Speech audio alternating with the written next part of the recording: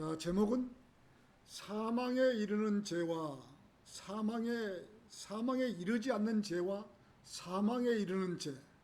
어떤 것은 사망에 이르지 않는 죄도 있고 어떤 것은 사망에 이르는 죄도 있다. 똑같은 죄를 지었는데도 이렇게 사망에 이르는 죄와 사망에 이르지 않는 죄가 있다는 것을 하고자 합니다. 우리는 세상을 살면서 할머니나 할아버지를 만나서 복음을 전할 때면 할머니, 할아버지는 100살이 넘도록 세상을 살고 싶습니까? 라고 물어보면 한 사람도 네라고 하는 사람을 만나보지 못했습니다. 어쩌면 오래 산다는 것은 축복이라고 생각하지만 축복 속에 사는 삶은 결코 아닌 것입니다. 20대처럼 누군가를 사랑하고 싶은 마음이 있어서 밤새 잠 못 이루고 사랑에 빠져서 잠 못 이루는 밤이 있었고 또 연애 편지를 쓸 만큼 좋아했던 그런 기억도 있는 것입니다. 젊은 사람들이 이런 노면스가 없다면 어디 젊었다라고 할 수가 있겠습니까? 젊은 시절은 길거리에서 열심히 일을 하는 소똥벌레가 소똥을 뭉쳐서 둥그렇게 만들어서 자기들의 양식을 삼기 위해서 그 소똥을 굴려가는 모습을 보고서도 깔깔대고 웃는 그러한 시절이 있었던 것입니다. 인생은 그러한 날들이 있었기에 어른이 되어서도 젊은 날 자기가 했던 그런 지난 날이 있었기에 젊은 사람들을 이해하고 인정하게 되는 것입니다. 그러나 나이를 먹고 오래 살으시라고 하면 그 말은 좋게 들리고 또 위안을 주지만 사실은 어떻게 보면 참 무서운 말도 될 수 있는 것입니다. 나이를 먹고 할 일이 없이 다람쥐 쳇바퀴 돌으면서 사는 사람에게 말마디마다 오래 살으시라는 말이 아름다운 말로 들리지만은 않는 것입니다. 그렇다고 나이 든 사람에게 일찍 돌아가시라고 한다면 그 말은 저주의 말을 하는 것과 마찬가지인 것입니다. 사람이 건강하고 바른 정신이 있고 또 자녀들과 대화를 하면서 오래 산다는 것은 괜찮은 일이지만 매일 병상에 누워서 지낸다거나 불구의 몸으로 살고 있다면 그것 또한 불행한 일인 것입니다. 그래서 나이 먹은 사람들이 자꾸만 과거에 자기가 했던 일을 회상하기 때문에 과거에 젖어 살게 되는 것입니다. 벌써 과거를 논한다는 것은 늙은 사람의 축에 들어가는 것입니다. 젊은이는 미래에 젖어 살고 중년은 현실에 맞게 살고 노인은 과거에 젖어 산다는 말이 거짓말이 아닐 것입니다. 그래서 인간은 사는 날까지 건강하게 살다가 하나님 말씀으로 구원을 받고 하나님을 섬기면서 찬양도 하고 기도도 하고 주님 오신다는 것도 기다리며 소망 가운데 살아가는 사람들이 가장 행복한 삶을 살았다고 말할 수 있는 것입니다. 인간은 이 땅에서 오래 살지 못한다는 것을 철저히 알아야 하는 것입니다. 그런데 그 사실을 망각하고 이 땅에서 오래 살 것처럼 모든 일을 올인하고 있는 것입니다. 인생은 열심히 살면서 곧 떠날 것처럼 마음을 먹고 살아야 하는 것입니다. 이렇게 살아가는 사람들이 잘 살았다고 말할 수 있는 사람들인 것입니다. 죽음을 대비하고 살아가는 사람들이 이 세상에서 가장 잘 살았다고 말하는 것입니다. 죽음을 대비하지 않았다면 죽음이 두려운 것입니다. 그래서 우리처럼 죽음을 대비하고 살아가는 사람들은 가장 잘 살았다고 말할 수 있는 것입니다. 자, 사망에 이르지 않는 죄와 사망에 이르는 죄. 첫 번째, 사망에 이르는 죄. 사람이 세상을 사노라면 죄라는 것을 멀리하고 살면은 좋으련만 꼭 살면서 죄라는 것은 우리 주위를 맴돌면서 우리를 유혹을 하고 있는 것입니다. 그리스도인이 믿음이 있고 하나님을 두려워한다면 죄의 유혹에서 피할 수 있지만 말은 그리스도이라고 하면서 어떤 죄 문제에 부딪히면 알면서도 자연스럽게 죄의 유혹에서 피할 수 없는 것입니다. 많은 그리스도인들이 어떤 죄 문제에 부딪히면 알면서도 자연스럽게 함께 넘어가고 있는 것입니다. 많은 사람들이 생각하기에 그리스도인이 친구를 만나서 본의 아니게 자기도 모르게 본의 아니게 술을 마신다고 합니다. 본인은 술을 마시는 것이 그리 큰 죄라고 여기지 않았던 것입니다. 아무 생각 없이 술을 마시고 재미있게 보냈는데 그것이 죄가 되는 줄을 잘 알지 못하고 그런 행동을 했다면 그것이 어떻게 그 사람에게 죄가 되겠냐고 반문을 할 것입니다. 그리스도인이 술을 한번 마셨다고 죽을 죄를 지은 것은 아닌 것입니다. 성경에서는 술이라는 단어는 한 구절도 좋게 여기는 구절이 없는 것입니다. 잠언 23장 20절에서는 술을 마시는 자들 가운데 있지 말라. 자, 방탕하게 고기를 많이 먹는 자들 가운데 있지 말라. 술을 많이 먹고 고기를 많이 먹는 자들하고 있지 말라고 하신 것, 하나님께서 명령을 해두신 것입니다. 이는 술 주정뱅이와 탐식하는 자는 빈궁에 이를 것이기 때문이라. 이렇게 한 번, 두 번 술을 입에 대다 보면 세상 쪽으로 빠져들게 되어 있고 믿음과 하나님은 점점 멀어지고 성령님으로 충만하지 못한 생활을 하면서 세상 속으로 들어가게 되어 있는 것입니다. 그러니까 그리스도인이 술을 자기도 모르는 사이에 먹고 고기 좋아하면은 계속 가난하게 사라진다는 것이죠. 마약을 하는 사람이 처음에는 호기심으로 한 번 하지만 자꾸만 할수록 점점 빠져들어가 마약의 중독자가 되어서 폐인으로 인생을 끝날 수 있다는 것입니다. 술도 이와 마찬가지로 처음에는 나는 하나님을 믿으니 거절하다가 옆에 동료가 하도 권해서 한 잔 한 것이 알딸딸하다 보니 또 옆에 친구가 주지 않나 하고 눈치를 보면서 또 뒤에는 자기 손으로 술을 따라 먹게 되는 것입니다. 잠언 23장 30절에서는 오랫동안 술에 머무는 자들에게요, 혼합된 술을 찾아다니는 자들에게니라. 술이 붉게 잔 안에서 그의 빛깔을 내고 그것이 곧바로 스스로 움직일 때 너는 술을 쳐다보지도 말라. 이렇게 하나님께서 성경에 기록을 해두신 것입니다. 구원받은 그리스도인은 어떤 것을 믿고 어떤 것을 믿지 않겠습니까? 하나님의 말씀이 술을 쳐다보지도 말라고 했으면 술은 먹지 말라는 말이다. 술은 먹지 말아야 되는데 계속 한 잔, 두 잔 홀짝홀짝 하다 보면 중독이 되어버린 것입니다.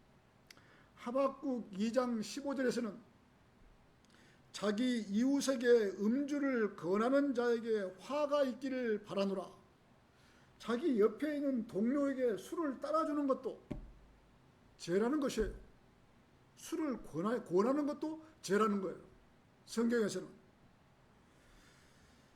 자, 하나님의 말씀에서 하나님께서 그리스도인들에게 술을 쳐다보지 말라고 하셨고, 술을 쳐다보지도 말라고 하셨고, 자기 이웃에게 술을 권하지도 말라고 하신 것입니다. 왜 그랬을까요? 술을 마시면 하나님을 멀리하게 되어 있고 성령님으로 충만하지 못하고 점점 멀어져서 세상 속으로 가게 되어 있기 때문에 술을 쳐다보지도 말라고 하신 것입니다. 술을 먹었다고 사망에 이르는 죄를 지었다고 말을 한다면 이것은 아주 잘못된 것입니다. 술 한 잔 먹었다고 해서 사망에 이르는 죄를 지었다고? 아니에요. 술 한 잔 먹을 수도 있는 것이에요. 그러나 하나님께서 술을 쳐다보지도 말라고 명령을 해 놓으신 것이에요. 하나님의 명령에 순종해야만이 죄에서 피할 수가 있는 것입니다. 아담과 이브가 나무에 달린 과일을 먹었다고 해서 그렇게 큰 죄를 지었을까요? 과일 하나 열매에서 과일을 따먹었다고 해서 큰 죄를 지었을까요? 자, 인간적으로 생각하면 아무것도 아닌 것이에요. 인간적으로 생각. 결국은 하나님의 명령에 순종하지 않았고, 하나님께서 다른 과일은 다 따먹어도 되지만 저 선악을 알게 하는 나무는 따먹지 말라고 명령에는 그 명령을 지키지 않았기 때문에 죄악을 진 것이죠. 하나님의 명령을 어기고 자기 생각대로 했기 때문에 이 세상 죄가 들어와 버려서 인간이 이렇게 죄인이 되어버렸던 것입니다. 이것처럼 하나님께서는 죄를 짓지 말라, 술을 먹지 말라 하면 성경대로 실행하면 되는 것입니다. 성경대로. 오늘 본문 말씀처럼 사망에 이르는 죄와 사망에 이르지 않는 죄가 나옵니다. 오늘 본문 말씀은 어렵게 생각하면 한도 끝도 없이 어려운 구절이고 쉽게 생각하면 아주 쉬운 구절인 것입니다. 성경을 읽다 보면 이러한 구절에서 잠시 머무를 수밖에 없는 것입니다. 그렇다면 어떤 죄는 사망에 이를 수 있고 어떤 죄는 사망에 이르지 않는 죄가 있는가? 만일 가늠한 사람을 다 죽인다면, 참 우리나라에서 가늠한 사람을 다 죽인다면 한국 사람 치고 가늠해보지 않은 사람이 어디에 있겠어요? 마음속으로 생각만 해도 간음죄를 지은 것인데 그러면 다 죽어야 하는 것일까요? 사도행전 26장에서는 바울은 수석 제사장들로부터 위임을 받아서 예수 믿는 사람들을 잡아다가 가두고 사형에 처하게 하고 스데반 집사를 돌로 쳐 죽일 때 옆에서 관원으로서 지켜보고 찬성했던 사람 중에 한 사람이었던 것입니다. 바울은. 삼손은 마지막에 눈도 빠지고 맷돌을 돌리는 작업을 하다가 기둥을 무너뜨려서 자살까지 했던 것입니다. 자, 다윗은 우리아의 아내 밧세바를 취해서 그 사실을 숨기려고 우리아를 전쟁터로 내보내서 죽게 했던 장 본인이, 자, 우리 성경에 보면 마태복음 1장 1절 가장 처음에 나온 구절에서 신약 성경을 여는 구절에서 가장 처음 첫 장 첫 구절에서 맨 앞에 나오는 영예를 얻었던 다윗은 우리아의 아내 밧세바를 간음도 하고 음행도 해놓고 그 남편도 이 전쟁터에 죽였던 그런 나쁜 사람이 이 마태복음 1장 1절에 여는 열쇠로 나오는 것입니다. 아브라함은 이스라엘 사람들의 첫 조상이었다. 아브라함은. 자, 다윗은 아브라함의 한참 뒤에 후손이었던 것입니다. 다윗은 아브라함의 14대 후손이었죠. 왜 다윗 자손이요 아브라함의 자손이신 예수 그리스도의 세대에 대한 책이라고 했을까요? 아브라함의 후손이라고 해야 되는데 다윗의 후손. 참 이상하지 않습니까? 당연히 아브라함의 이스라엘 조상이고 다윗은 14대 후손인데 신약 성경의 첫 구절에서 다윗의 자손이시오. 자, 이 사실은 그야말로 메시아의 계보이기 때문에 자, 이렇게 나옵니다. 마태복음은 왕으로 오실 예수님께서 메시아의 계보, 왕권의 정통성을 설명해 주는 것입니다. 본문으로 돌아가서 구약시대에는 살인한 자는 반드시 살인한 대가로 사형에 처해야 했던 것입니다. 그래서 구약시대에는 눈은 눈으로, 이는 이로, 생명은 생명으로 갚아야 하는 시대였던 것입니다. 지금 이 시대에는 자, 이렇게 안 하지만 옛날에서는 사람을 죽이면 그 사람은 반드시 죽었어야 돼요. 지금 이 시대의 율법을 지킨다고 하는 자들 또는 안식일을 지킨다고 하는 자들은 어떤 죄를 지으면 그 죄에 대한 대가를 치러야 하는 것입니다. 예수 그리스도의 보혈로 다 용서하는 사실을 모르고 지금도 율법을 지킨다고 구약을 지킨다고 하면 구약 그대로 이렇게 죄의 대가를 치러야 되는 거죠. 예수 그리스도의 피는 고사하고 자, 무서워서 어떤 죄를 이렇게 지을 수가 있겠습니까?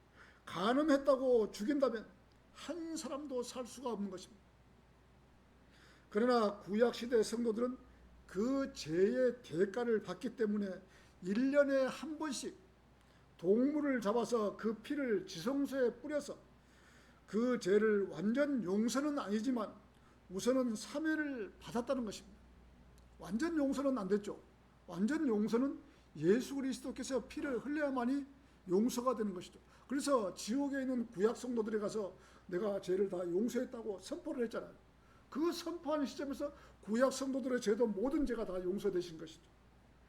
지금 율법을 지킨다고 하면서 이렇게 한다면 동물의 피를 들이지 못했기 때문에 죄를 지은 사람은 모두 죽어야 하는 것입니다. 지금도 율법을 지키는 사람들, 지금 이 시대 때는 누군가의 피, 인간의 피가 아니고 오직 예수 그리스도의 피의 공로로 인간의 모든 죄를 사면해 주신다는 사실을 믿는다면 율법을 다 이룬 것처럼 죄의 용서와 사면도 받고 하나님의 아들이라는 칭호도 주신 것입니다.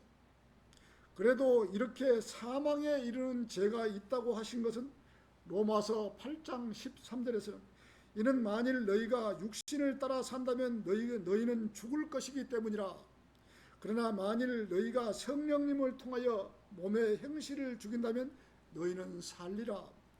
구원받은 성도가 육신대로 살지 않고 성령님을 통해 몸의 행실을 죽인다면 그리스도인으로서 죄에 연루되지 않고 바르게 산다면 너희는 살리라고 하신 것입니다. 자, 성경에서는 분명히 밝히고 있는 것입니다. 육신을 따라 살면 죽을 것이라고. 육신대로 하고 싶은 것 다 하고 살면 결국에는 구원을 받지 못하고 죽는다는 것입니다.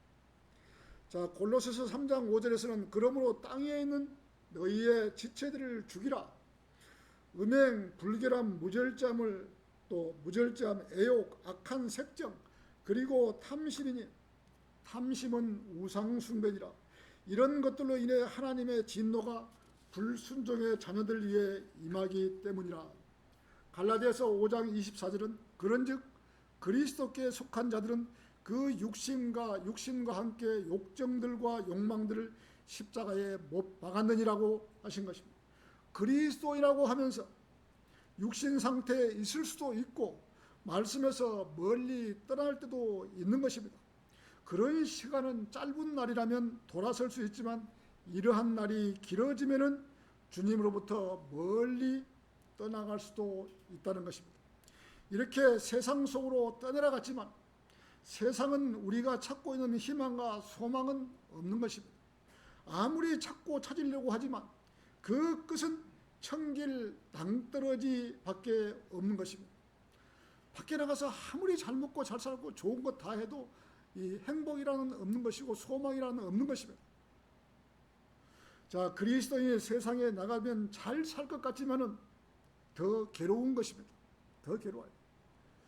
다행히 정신을 빨리 찾고 우리를 사랑해서 자신의 몸까지 들여 우리를 구속하신 예수 그리스도께 돌아오면 좋은데 그 기간이 멀어지고 또 멀리 떠나가 있는 동안에 오신다는 주님께서 오셔서 우리의 이름을 호명하고 이리 올라오너라 부를 때까지 세상에 나가서 살다가 주님 오시는 것도 모르고 한눈 팔고 살다가 때늦은 후회하고 살아가는 것입니다. 내가 인간의 몸을 입고 있을 때 잘했어야 했는데 영원토록 그 소리를 주문하고 살아갈 것입니다. 우리가 이 땅에 사는 날까지 우리는 정신을 차리고 살아가야 하는 것입니다. 말씀이 그러한가를 눈을 부릅뜨고 확인하고 살아가야 하는 것입니다. 우리는 우리의 육신의 지체를 자제케 해야 하는 것입니다.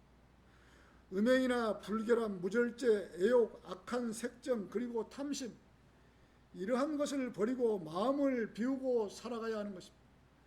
지속적으로 세상을 살면서 욕심이나 정욕에 휘둘려 산다면 죄에 대해서 실감을 하지 못하는 것입니다.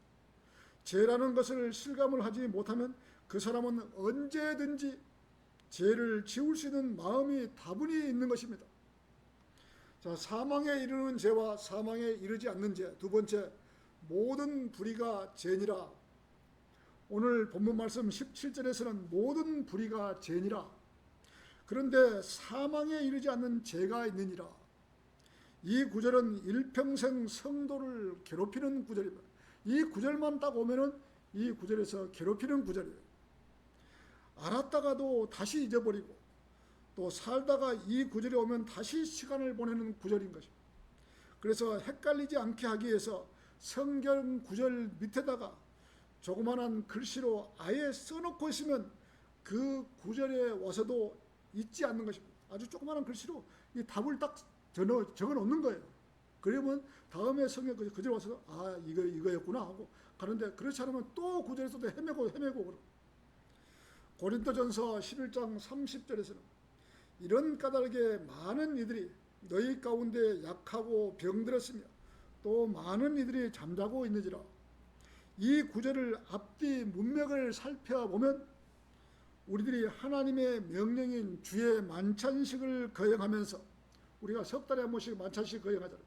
만찬식을 거행하면서 세상에서 죄악으로 가득 찼거나 또 죄악들 중에 있거나 죄를 짓고 있는 중에 있거나 또 아직 해결되지 않는 죄가 있는데 그 죄를 자백하지 않고 그냥 만찬식에 참여한다면 우리의 몸이 약하고 병도 들을 수 있다는 것입니다. 그래서 주의 만찬식을 참석할 때는 꼭 자기의 어떤 죄 문제를 주님 앞에 자백을 하고 참회하고 이 만찬식을 참회하지 몸의 건강도 있는 것입니다. 자, 주의 만찬식을 거행할 때는 자신의 죄를 자백한 상태에서 주의 만찬식에 참여를 해야 합니다. 자신 안에 죄악이 있다면 빨리 자백을 해야 하는 것입니다. 사람들은 육신적으로 죄를 짓고도 자백하지 않고 죄들을 버리지 않고 있는 것입니다. 성경에 자백하고 자신을 심판하라고 말씀하셨는데도 그렇게 하지 않고 있는 것입니다. 고린도전서 11장 31절에서는 이는 만일 우리가 자신을 판단하려고 한다면 우리가 판단받지 않을 것이기 때문이라고 하십니다. 우리가 우리 자신을 먼저 판단을 해버리면 어떤 누가 우리 자신을 판단할 수가 없는 것이죠. 자신 스스로 판단을 한다면 남에게 판단을 받지 않는다는 것입니다.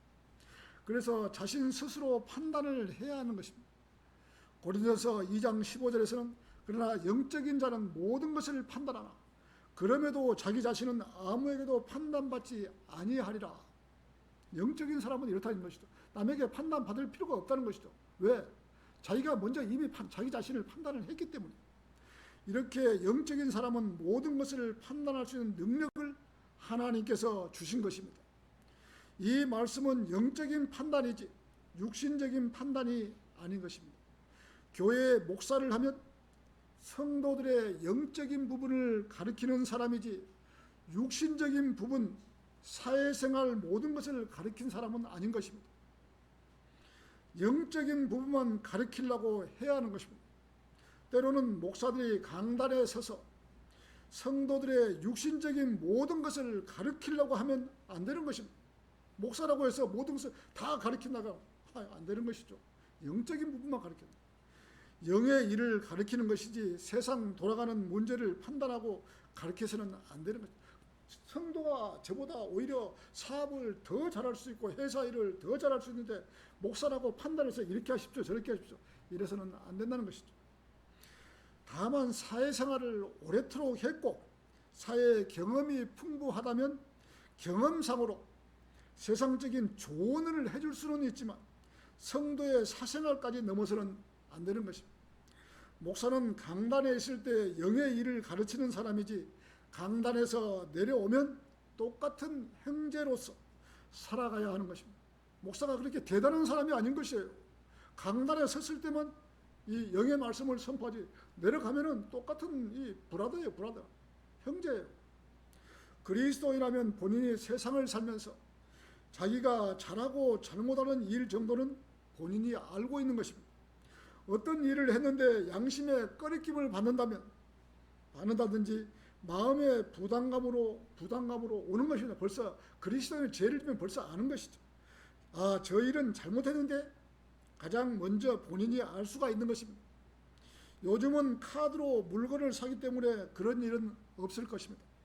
하지만 얼마 전까지만 해도 카드가 없고 현금으로 물건을 샀는데 이 물건을 사는데 가게 주인이 잘못 계산을 해서 돈을 더 내줄 수도 있다는 거죠.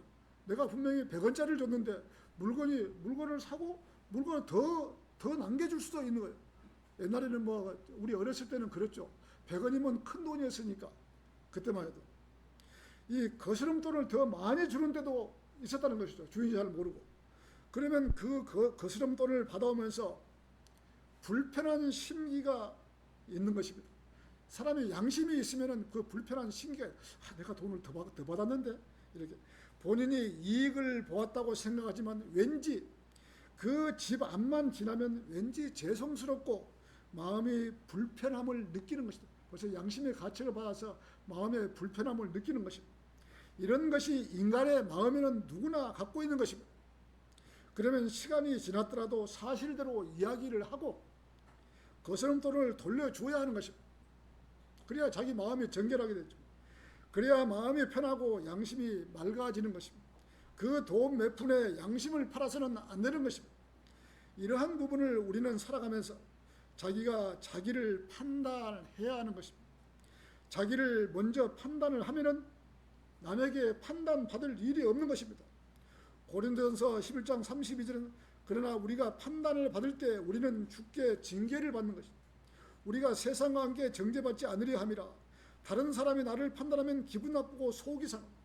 벌써 다른 성도가 나를 판단하면은 벌써 나는 주님께 징계를 받는다는 것이죠. 징계를. 예, 성도들에게 누구누구 형제는 잘못했어. 벌써 주께로부터 징계를 받는다는 것이죠. 징계를 받지 않기 위해서는 자기가 먼저 판단을 하고 그런 일이 없도록 해야 한다는 것이죠. 그러면 이러한 일이 발생하기 전에 본인 자신이 판단을 먼저 해야 하는데 그렇지 못하고 남에게 판단을 받으면 그때는 주의 징계를 받는 것입니다. 그 비난을 받는 것. 이러한 성경 말씀을 알았다면 남이 판단을 하면 가장 먼저 내가 주께로부터 징계를 받고 있구나 라고 생각하고 마음을 가다듬어야 하는 것입니다. 무조건 화를 낼 것이 아니라 자신을 돌아보고 내가 잘못하고 살았던 일이 없는가, 남에게 비난받을 일이 없는가 먼저 돌아보면은 남에게 판단받을 일이 없는 것입니다. 오늘 본문 말씀 17절에서는 모든 불의가 죄니라. 그런데 사망에 이르지 않는 죄가 있느니라. 어떤 죄가 사망에 이르고 어떤 죄는 사망에 이르지 아니할까요? 남을 미워하는 죄는 사망에 이르지 않는 죄이고 살인을 하거나 큰 죄를 지으면 사망에 이르는 죄일까요? 구약시대 때는 사람을 죽이면 그 죽인 사람은 반드시 똑같이 죽어야 했던 것입니다. 그러나 신약시대에서는 율법의 완성자이신 하나님이신 예수 그리스도께서 십자가에서 흘리신 고귀한 피로써 모든 사람의 죄를 용서해 주신 것입니다. 그래서 누구나 죄인으로 죄를 짓고 살지만 하나님께서는 다 용서를 해 주셨던 것입니다. 이것이 하나님의 은혜인 것입니다. 모든 불의가 죄라고 하신 것입니다. 그러나 사망에 이르지 않는 죄는 내가 부지 중에 죄를 지었는데 죄를 짓고 나니 죄라는 사실을 알았고 내가 죄를 지었구나 후회도 하고 정말 내가 잘못했었구나 라는 참회가 있어야 하는 것입니다. 입술로만 참회가 아니라 진정 마음으로 돌이켜야 하는 것입니다. 이렇게 구원받은 성도가 주님 앞에 자백하고 참회하여야 하는 것입니다. 그러나 죄를 지었고 하나님 앞에 자백했다면 하나님께서는 용서를 해 주시는 것입니다. 그러나 그 죄의 대가는 받아야 하는 것입니다. 세상에서 경찰이나 검찰에서 형을 받고 징역을 살아야 하는 것입니다. 세상 죄를 지었으면 하나님께서는 용서를 해 주셨지만은 세상에서 세상 벌은 받아야죠. 그러나 하나님께서는 법정용어로 한 번 판결을 받고 하나님께서는 죄 없다고 이미 판결을 해 놓았잖아요. 자백하였다면 일사부조리 원칙에서 모든 법정에서 한 번 하면 일사부조리 원칙에서 그 죄는 용서를 해 주신 것입니다. 구원받은 성도는 아무리 죄를 지었더라도 일사부조리 원칙에서 죄 없다. 죄를 용서해 줘. 그래서 이 죄는 하나님 앞에서는 이미 죄를 용서받은 것이죠. 자, 그러나 징계는 있을 수 있는 것입니다. 교회 내에서도 다른 형제 자매가 죄를 짓고 용서를 빌면 그 형제 자매를 용서해 주어야 하는 것입니다. 예수님 제자들이 예수님께 이렇게 물어보았던 것입니다.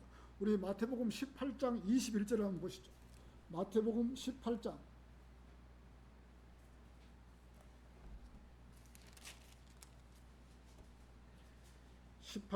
21절 22절을 보겠습니다.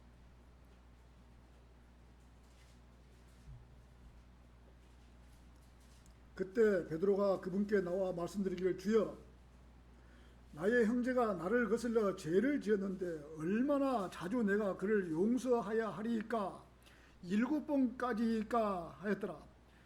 자, 예수님께서 그에게 이같이 말씀하시니라. 나는 너에게 7번까지라고 말하지 아니하노라. 오히려 70번씩 7번까지라고 하노라. 70번씩 7번도 용서해 주라. 77이 49, 490번을 용서를 해 주라는 것이에요. 그런데 무조건 용서를 해 주라? 그거는 또 성경적이잖아요. 죄는 용서를 해 주지만은 본인이 이렇게 자백이 있어야 되죠. 7번이 아니라 70번씩 7번이라도 용서를 해 주어야 한다고 한 것이다. 여기에 단 진정으로 참회가 있어야 되는 거예요. 그 죄를 지은 그 성도는 참회가 있어야 되는 거예요. 77이 49, 490번을 용서를 해 주더라도 본인 스스로가 용서를 이 죄 자백을 않고 참회를 하지 않고 미안해 이것은 진솔된 참회가 아니에요. 정말 참회하는 마음으로 정말 내가 잘못했어. 나 죄를 짓고 싶은 마음은 없었는데 어쩌다 보니까 또 죄를 지었어. 형제 미안해. 이렇게 진솔된 참회를 해야 되지. 그냥 입으로만 말로만 그냥 용서해줘. 이렇게는 안 된다는 것이죠. 자, 그냥 쉽게 말로만 해서는 안 되는 것입니다. 참회가 없는 용서는 없는 것입니다. 자기의 잘못을 뉘우치고 회개하는 마음으로 자백하면 용서해 주어야 하는 것. 이것이 성경적 원칙인 것입니다. 자, 사망에 이르는 죄와 사망에 이르지 않는 죄. 세 번째, 11가지 성경이 나와 있었다. 오늘 본문 18절은 우리가 아노니 누구든지 하나님께로부터 태어난 자는 죄를 짓지 아니하느니라. 이 말씀은 우리의 속사람. 우리 지금 속사람 있잖아요. 우리 안에 내주하고 계시는 성령님이 계십니다. 우리의 영혼, 몸, 우리의 속사람이 지금 영이 지금 안에 계시는 거예요. 자, 우리의 옛사람이 아니고 옛사람은 구원받지 못한 사람이고 우리의 새사람인 것입니다. 이 새사람은 마귀가 건들지 못하는 것입니다. 요한일서 3장 9절에서는 누구든지 하나님께로부터 태어난 자는 죄를 짓지 아니하느니라. 이는 그분의 씨가 그의 안에 남아있기 때문이라. 그런즉 그는 죄를 지을 수 없나니 그가 하나님으로부터 태어난 까닭이라. 구원받은 우리의 새 사람은 마귀가 건들지 못하는 것입니다. 우리의 육신은 마귀가 얼마든지 건들고 우리를 갖다가 하지만은 우리 안에 새 사람, 이 성령님이 계시는 그 새 사람은 건들 수가 없다는 것입니다. 우리의 겉사람이나 옛사람을 건들 수나 새 사람은 건들지 못하는 것입니다. 우리가 말씀을 믿고 제 안에 들어오십시오라고 했을 때 우리 안에 내주하고 계시는 성령님은 죄를 지을 수 없다는 것입니다. 성령님. 이 성령님은 마귀가 건들지 못하는 것입니다. 이 시대에 사는 그리스도인에게 있어서 그의 존재 중 거듭난 것은 그의 영입니다. 우리 영이 거듭난 것이지. 영이 거듭나니까 이 영이 거듭나니까 혼이 구원을 받은 것이죠. 죄를 짓는 부분은 우리의 육신인 거죠. 육신의 정욕들이 혼을 거슬러 싸우는 것입니다. 베드로전서 2장 11절에서는 진심 어린 사랑을 받는 자들아 내가 타국인들과 순례자 같은 너에게 간청하노니 혼을 대적하여 전쟁을 벌이는 육신의 정욕을 멀리하라. 구원받은 그리스도인은 할 수만 있다면 육신의 정욕을 멀리하고 하라고 하신 것입니다. 고린도전서 6장 17절에서 그러나 주와 결합하는 자는 한 영이라. 우리가 구원을 받을 때 말씀을 듣고 거듭나면 우리의 영이 주님의 영과 한 영이 되는 것입니다. 우리의 영은 구원받기 전에는 아담이 선악과를 먹을 때 인간의 영은 죽어버렸던 것입니다. 창세기 2장 17절에서는 그러나 선악의 지식의 나무에서 나는 그것을 네가 먹지 말라. 이는 네가 그것에서 나는 것을 먹는 그날에 너는 반드시 죽을 것이기 때문이라. 이렇게 죽을 것이야.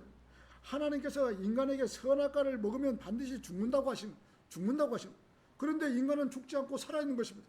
하나님께서 죽는다고 했는데 우리의 육신이 죽는 것이 아니고 우리 안에 하나님과 소통할 수 있는 영이 죽어버렸던 것입니다.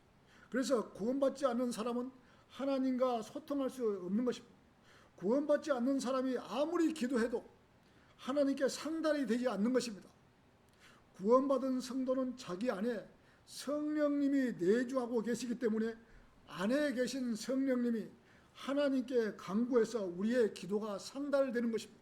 우리 안에 성령님이 계시잖아요. 이 성령님이 하나님과 한 손은 하나님을 잡고 한 손은 우리 육신을 잡고 중보를 하고 계십니다. 인간의 중보를 하고 있어요. 성령님이. 자, 그래서 구원받은 성도 안에 내주하고 계시는 새 사람. 고린도후서 5장 17절.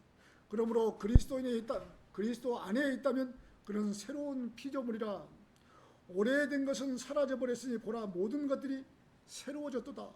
이 새 사람은 아담이 죄를 지었을 때 이 죽어버렸던 영이 거듭나게 됨으로써 성령에 의해서 다시 살리심을 받은 영인 것입니다.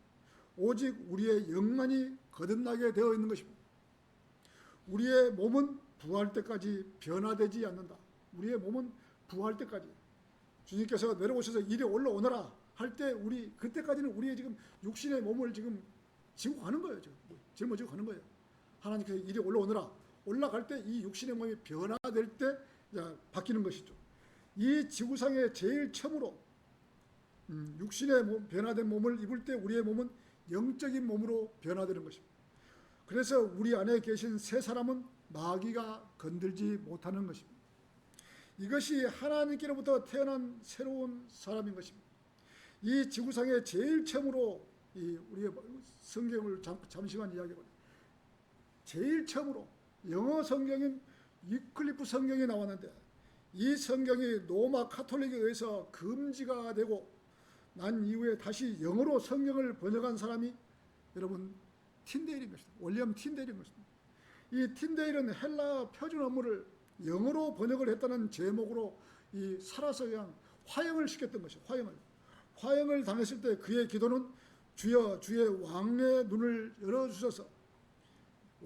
열어주셔서라고 기도했던 거예요. 죽으면서 하나님께서 그의 기도를 들어주셔서 제임스 왕 1세로 인해서 54명의 신학자들을 모아서 킹제임스 성경을 번역해 했던 것입니다. 영어 킹제임스 성경이 나오기 전 7가지 성경이 있었던 7가지 역본들도 있었고 7가지 성경들도 있었던 것이죠. 자, 위클리프 성경, 틴데일 성경, 커버데일 성경, 매튜 성경, 그레이트 성경, 제네바 성경, 비숍 성경 이 7가지 성경이 킹제임스 성경이 나오기 이전에 영어 성경이 7가지가 있었고 그 외에 영어가 아닌 성경, 루터 성경은 독일어 성경, 올리베탄 성경은 이 프랑스 성경, 자 레이나 발레나 성경은 이 스페인 성경, 자 디오다트 성경은 이탈리아 성경 이렇게 영어가 아닌 이 성경도 4가지가 나와 있었던 것입니다. 킹제임스 성경 나오기 이전에 벌써 성경이 11가지가 성경이 있었던 것이에요. 자, 토탈 11가지 성경이 나와 있습니다. 이러한 성경을 영국의 제임스 왕이 다 모아서 66권이 된 성경을 따로따로 떨어져 있는 성경을 다 모아서 최종적으로 신학자 54명을 모아서 최종적으로 발간케 하신 성경이 바로 영어 킹제임스 성경이었다. 전 세계적으로 영어를 모국어로 쓰는 사람과 그 외의 나라들도 영어 킹제임스 성경이었다. 전 세계적으로 영어를 모국어로 쓰는 사람과 그 외의 나라들도 영어 킹제임스 성경을 보고 번역을 하고 있습니다. 이 시대의 최종 권위 성경이 발간되었던 것입니다. 이것이 이렇게 영어 성경이 나와서 영국이라는 나라가 하나님께 복을 받았던 것입니다. 미국의 제임스 여왕이 1611년에 영어 성경을 발간한 이후로는 영국이 아주 부강하게 된 거예요. 전 세계에서. 그래서 지금도 이 해도 적도 이거 모든 것이 온도 이것도 다 영국식이잖아요. 영국으로 다 했잖아요. 영국이 최고가 돼야 되는데 영국이 하루아침에 망한 이유가 있는 것입니다. 자, 전 세계 1등 국가로 살았는데 1881년 영국의 웨스트코트와 홀트가 이 두 사람이 이 성경을 개혁 성경을 출간한 것이죠. 개혁 성경. 이 헬라어 신약 성경을 출간한 이후로 영국은 삼류 국가로 떨어지게 되었고, 또 영국은 이 성경도 신의 사본과 바티칸 사본 두 개를 잘못 번역했지만도 이스라엘 사람들을 보내겠다고 발포선을 해놓고도 그 발포선을 지키지 않았던 거예요. 자, 그 발포선을 취소했을 때 그 선언은 유대인들에게 팔레스타인을 신타 통치령으로 주기로 한 약속이었는데, 그 선언을 취소했을 때 런던에 폭탄이 투하되어서 2차 세계대전이 시작된 거예요. 이 발포선을 하지 않은 걸로 세계 최강국으로서 막을 내리게 되거든. 2차 세계대전이 일어나면서 해가 지지 않는 대영 제국이 태양이 기울고 영국 국가는 더 이상 해양을 지배하지 못하게 되었던 거죠. 창세기 12장 3절에서는 그리하면 너를 축복한 자들을 내가 축복하겠고 너를 저주한 자를 내가 저주하겠노라. 그리하여 내 안에서 땅의 모든 족속들이 축복을 받으리라. 지금 이건 아브라함에게 했던 축복이잖아요. 하나님께서 명령해 놓은 사실이 지금까지 유효한 것이 이스라엘 아브라함에게 축복한 사실. 이스라엘을 축복한 자는 축복을 받는다고 했는데, 영국에서 하나님의 바른 말씀인 킹제임스 성경이 출간할 때는 대단한 축복을 받았지만, 원문이 잘못된 사본, 신의 사본과 바티칸 사본에서 나온 개혁 성경을 출간한 이후로는 내리막을 걸었고 거기다가 발포 선언까지 약속을 지키지 않으므로 영국은 하나님의 눈밖에 나버렸던 것입니다. 그래서 영국이 삼류 국가로, 우리나라보다 더 못 사는 국가로 떨어져 버린 거예요.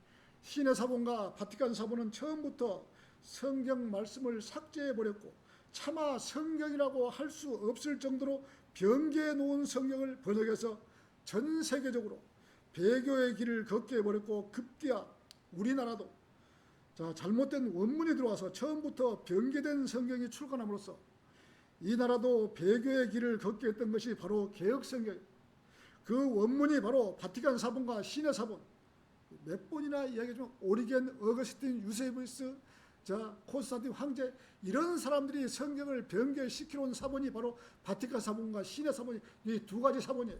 이 두 가지 사본을 카톨릭에서, 이 사람들이 전부 다 카톨릭 교주들이었어요. 콘스탄틴 황제, 이 사람들이 써놓은 그 사본을, 신의 사본과 바티칸 사본인데 이 성경을 번역을 해서 이렇게 난리가 난 것입니다.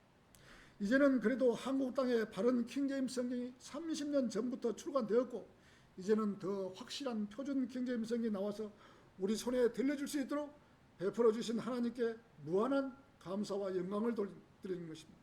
바른 표준 킹제임스 성경을 많이 읽고 공부를 해서 진리를 알고 진리의 지식으로 무장하는 그러한 성도들이 될 수 있도록 기도해야 하고, 이 나라의 개혁 성경을 보는 많은 사람들이 바른 성경을 볼 수 있도록 해달라고 우리는 진지하게 하나님께 기도해야 하는 것입니다.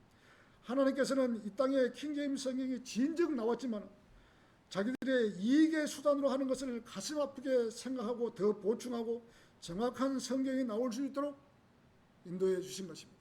이렇게 여러분들이 이렇게 신의 사본과 바티칸 사본, 개혁 성경의 원조가 어디라는 것을 정확히 알고 가기 위해서 제가 멘토로 중간에 마지막에 잠깐 넣었습니다. 오늘 결론을 맺겠습니다. 오늘 말씀처럼 모든 불의가 죄니라. 그런데 사망에 이르지 않는 죄가 있느니라고 하신 것이다. 그렇다면 사망에 이르는 죄도 있다는 것이다. 사망에 이르는 죄는 구원받지 않은 사람들이 자기들의 죄 문제를 해결하지 못하고 이 세상에 살다가 죽으면 지옥으로 가는 것이 사망에 이르는 죄인 것입니다. 구원받지 않는 사람들이 죄를 지으면 그 죄 때문에 지옥에 가는 것이 사망에 이르는 죄인 것입니다. 왜 그럴까요? 자기의 죄 문제를 해결해 놓았는데도 그 사실을 믿지 못하고 죽어서 지옥으로 가는 것입니다. 그러나 구원받은 사람들은 모든 불의가 죄니라고 하신 말씀에 따라서 그 죄를 하나님이신 예수님께서 우리들의 죄를 용서해 주시기 위해서 십자가에서 고난을 받으시고 장사되셨다가 3일 만에 다시 살아나셔서 이 땅의 모든 사람의 죄를 용서해 줬다는 사실을 믿고 구원받았기에 그 지옥에, 그 무서운 곳으로 가지 않고 하늘나라로 갈 수 있는 것입니다. 이것은 단지 종이 한 장 차이보다 더 얇은 것입니다. 이 사실을 믿기만 했는데 하나님께서는 그러한 사람들을 지옥에 보내지 않고 천국으로 보내는 것입니다. 오늘 말씀에 따라서 모든 부류가 죄가 되지만 자백하지 않는 성도는 그리스도의 심판석에서 많은 성도가 보는데 자백을 해야 될 것입니다. 일사부조리 원칙에 따라서 지금 이 땅에 살면서 하나님 제가 죄를 지었습니다. 자백을 해버리면 안 해도 된다 이거죠. 그리스도 심판석에 가서 안 해도 되는데 우리가 이 법정 용어대로 일사부조리 원칙대로 자백하지 않는 죄가 있다면 그리스도 심판석에 가서 우리가 다시 그 죄를 자백을 해야 된다는 것이죠. 그리스도인이 죄를 짓고 나서 자백을 하면 일사부조리 원칙에 의해서 그리스도의 심판석에서 부끄러움을 당하지 않게 되는 것입니다. 그래서 자백을 하면 사망에 이르지 않는 죄라고 성경에서 말씀하고 있는, 확실하게 성경에서 말씀하고 있는 것입니다. 이렇게 용서를 해 주셨다고 더 과감하게 죄를 짓고 자백하고 이러한 것은 자제해야 하는 것입니다. 죄의 대가는 반드시 받아야 하기 때문에 그 징계는 무서워서도 죄를 짓지 못하는 것입니다. 그리스도인은 바르게 살아야 되는 것이죠. 자, 설교를 마치겠습니다. 자,